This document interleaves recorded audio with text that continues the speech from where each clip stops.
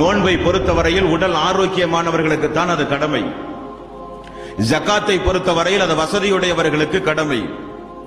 ஹஜ்ஜை பொறுத்தவரையில் உடல் ஆரோக்கியமும் வசதி வாய்ப்பும் ஒருஞ்சேர பெற்றவர்களுக்குத்தான் ஹஜ்ஜும் கடமை. தொழுகை ஏழைகளுக்கும் கடமை, வசதி உள்ளவர்களுக்கும் கடமை.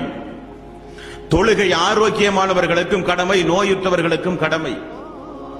தொழுகையை பொறுத்தவரையில் நபிகள் நாயகம் ஸல்லல்லாஹு அலைஹி வஸல்லம் அவர்கள் சொன்னார்கள், நின்று தொழ முடியாவிட்டால் அமர்ந்து தொழுங்கள், அமர்ந்து தொழ முடியாவிட்டால் படுத்தாகினும் நீங்கள் தொழுதாக வேண்டும். தொழுதால் தான் நீங்கள் முஸ்லிம்.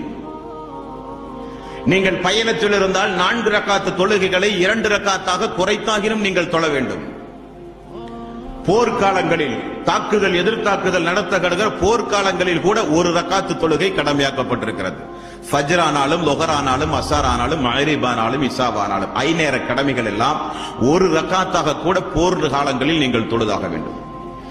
இப்னு மஸ்ஊத் ரலியல்லாஹு அன்ஹு அவர்கள், இப்னு அப்பாஸ் ரலியல்லாஹு அன்ஹு அவர்கள் எல்லாம் சொல்லுகிறார்கள், என்றைக்கு அல்லாஹ் போர்க்காலங்களில் நீங்கள் தொழுதாக வேண்டும் என்ற ஆயத்தை இறக்கினானோ அத்தோடு இந்த உலகத்தில் யாருக்கும் தொழுகையை விட அனுமதியே கிடையாது என்றார்கள் சஹாபாக்கள். அந்த அளவுக்கு மிக முக்கியமான ஒரு கடமை தொழுகை என்பது.